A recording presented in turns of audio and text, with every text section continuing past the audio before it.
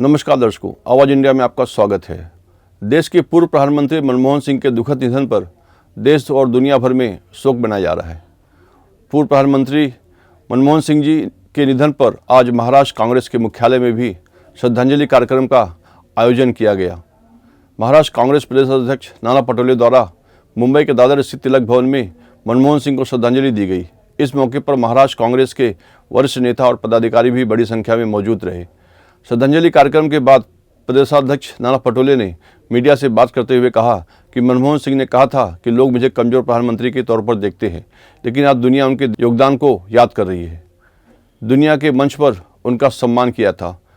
जो उनकी आलोचना करते थे आज उनको याद कर रहे हैं। वो अर्थशास्त्र के डॉक्टर थे। ऐसे महान नेता को हम श्रद्धांजलि दे रहे हैं। नाना पटोले ने एनडीए सरकार आरएसएस पर भेदभाव और बदनाम करने का आरोप लगाया। उन्होंने कहा कि मौजूदा सरकार की ओछी राजनीति को दुनिया देख रही है। बीजेपी और आरएसएस डॉक्टर मनमोहन सिंह को एक्सीडेंटल प्रधानमंत्री बताने का एजेंडा सेट करने की कोशिश करते थे। कांग्रेस ने मनमोहन सिंह को सम्मान नहीं दिया। बीजेपी हमें सर्टिफिकेट न दे। नाना पटोले ने बीजेपी पर झूठ बोलने का आरोप लगाया।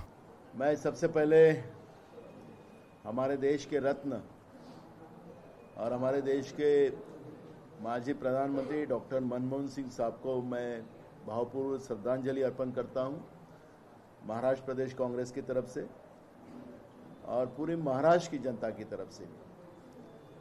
उन्हें उस समय में कहा था कि मैंने प्रधानमंत्री कर जो काम किया है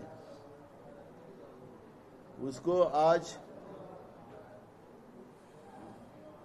लोग कमकुवत प्रधानमंत्री करके मेरी आलोचना करते हैं, लेकिन भविष्य बताएगा कि मैं कनखर था। और आज आप देख रहे हो कि जिस दिन से यानी 26 तारीख से आज और आने वाले कल में भी डॉक्टर मनमोहन सिंह साहब ने देश के लिए जो आर्थिक प्लान किया था, आखिरी इंसान को दिल्ली की सरकार न्याय देती है। किसान हो, मजदूर हो, युवा हो, गरीब हो, सबको न्याय देने की, व्यापारी हो उनको न्याय देने की जो सरकार की मानसिकता होती है, उसका एक उत्तम उदाहरण डॉक्टर मनमोहन सिंह साहब ने इस देश के 10 साल के प्रधानमंत्री पद पे दिया है। पूरे दुनिया में जैसे हर दुनिया के हर देश के मुखियाओं का जब मीटिंग होता है, उसको सम्मेलन बोलते हैं, अपन कॉन्फ्रेंस बोलते हैं, उसमें इनका एक सत्कार हुआ था।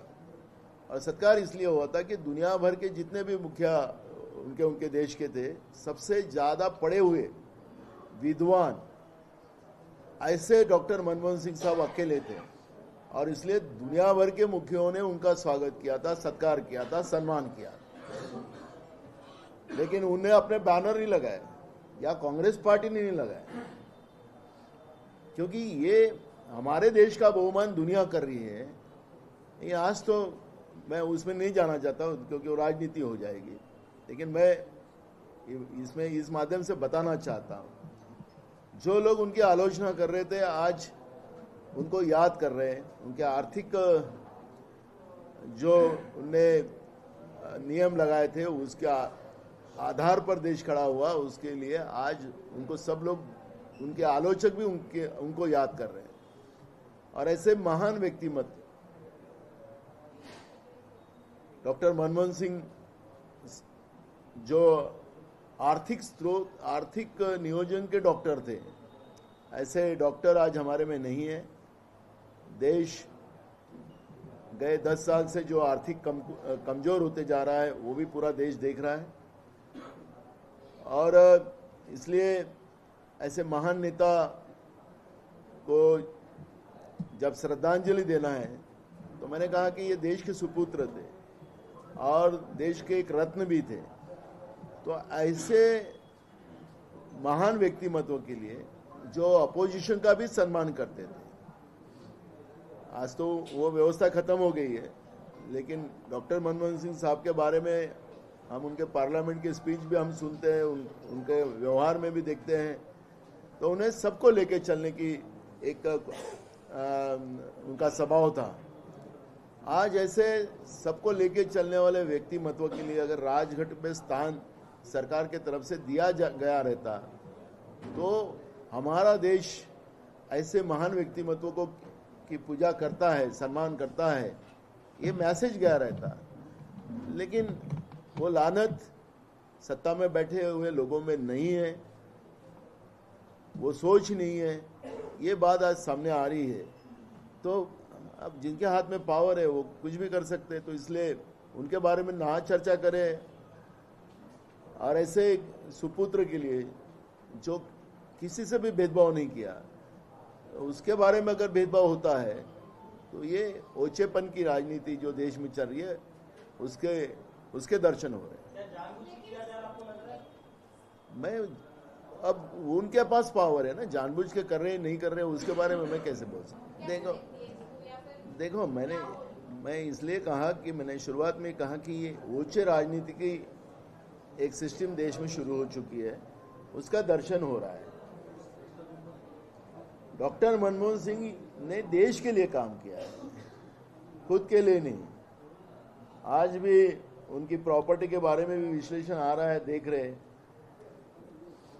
रिजर्व बैंक के गवर्नर, देश के अर्थमंत्री और देश के प्रधानमंत्री, ऐसी बड़ी सिस्टम से वो चलते आ रहे हैं। आज भी उनकी प्रॉपर्टी के बारे में जो विश्लेषण आया, 10 करोड़ के ऊपर प्रॉपर्टी उनका नहीं है। एक मारुति 800 कार उनके नाम पे है। तो मेरा ये कहना है कि ऐसे गांधी विचार के धारा के साथ चलने वाले व्यक्ति को, देश के लिए जीने वाले व्यक्ति को इस तरह से अपमानित किया जाता हो उनके मरणोत्तर के बाद भी, तो ये ऊंची राजनीति की व्यवस्था है और इस पर चर्चा हम नहीं करना चाहते। हमारे राष्ट्रीय अध्यक्ष जी मल्लिकार्जुन खड़गे जी ने मांग की थी, लेकिन सरकार ने उसको एक्सेप्ट नहीं किया, तो इसलिए उस पर कांग्रेस कोई एजिटेशन करेंगे ऐसा मुझे नहीं लगता। लेकिन जो देश की देश में राज्य में बैठे हुए लोग हैं, सत्ता में बैठे हुए लोग हैं, उनकी ऊंची राजनीति का एक परिचय दुनिया देख रही है। देखो,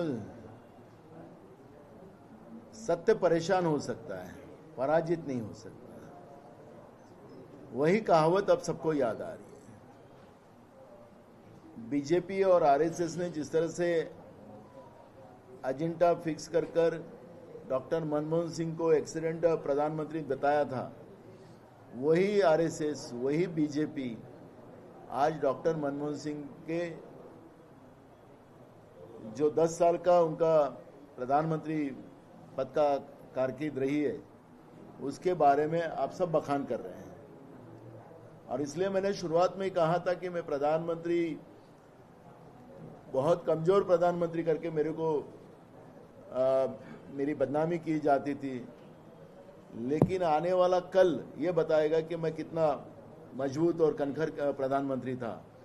तो मनमोहन सिंह साहब ने हमेशा आलोचकों की तरफ न देखते हुए देश की जनता के तरफ और देश के हित के लिए काम किया है। और ऐसे प्रधानमंत्री को अगर अनुपम खेर जैसे विद्वान, महान विद्वान, अब चाटुकरी नहीं बोलूंगा मैं, लेकिन महान विद्वान, तो ऐसे अनुपम खेर अगर डॉक्टर मनमोहन सिंह साहब को उस समय एक्सीलेंट प्रधानमंत्री कहते होंगे, तो आज वो समाज के सामने खुद अनुपम खेर जैसे इंसान नीचे गिर गए। अब वो तुम बीजेपी का इस वक्तव्य को समझ रहे हो ना, कितनी ऊंचीगिरी बात कर रहे हैं। हमने कोई राजनीति नहीं की। मैंने कहा ना कि दुनिया के देशों ने डॉक्टर मनमोहन सिंह साहब को सबसे पढ़ा लिखा, सबसे विद्वान ऐसा मनमोहन सिंह को गौरवित किया था, तो हमने उसकी राजनीति नहीं की थी। वहां तो कोई नमस्ते भी नहीं करता आज के प्रधानमंत्री को दुनिया में, तो भी वो उधर अपना फोटो निकाल के भेज देते हैं। तो वो राजनीति कांग्रेस ने कभी नहीं की और कांग्रेस नहीं करेगी। कांग्रेस और बीजेपी में इतना ही फर्क है, कांग्रेस कभी भी ऐसे पदों पे राजनीति नहीं करती, लेकिन बीजेपी ये पद के बैठकर कैसी राजनीति कर रही है पूरा देश देख रहा है। तो मुझे डॉक्टर मनमोहन सिंह साहब के हमने सम्मान दिया नहीं दिया ये देश जानता है। बीजेपी के सर्टिफिकेट की कांग्रेस को जरूरत नहीं है। अब मुझे पता नहीं यार, राजघाट में अगर डॉक्टर मनमोहन सिंह साहब का आज अंतिम संस्कार होता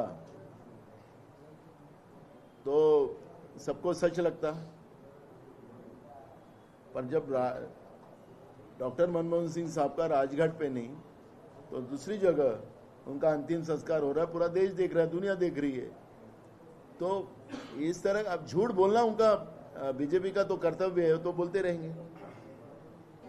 आज सैटरडे, कोर्ट भी बंद है, तो भी डॉक्टर मनमोहन सिंह की जो पूरे मीडिया और सोशल मीडिया में डॉक्टर मनमोहन सिंह साहब के बारे में जो आज पूरा दिखाया जा रहा है, उन्हें ये देश के लिए क्या किया है, लेकिन उसको डाइवर्ट करने के लिए सैटरडे, आज छुट्टी का दिन होने के बाद भी डिफेमेशन नोटिस अगर राहुल गांधी जी को भेजा जा रहा है, तो समझ लो कि बीजेपी डॉक्टर मनमोहन सिंह साहब का जब वो थे तब भी डरती थी, आज वो जाने के बाद भी डर रही है।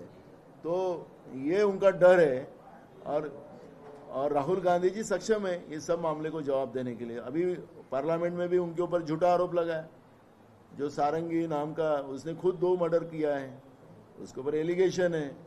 वो मंत्री था केंद्र में, वो खुद ही गिर गया, किसने गिराया वो भी अब दिखने मिल रहा है। तो झूठे आरोप तो लगाए थे राहुल जी को, तो सच ही होता है। Thank you.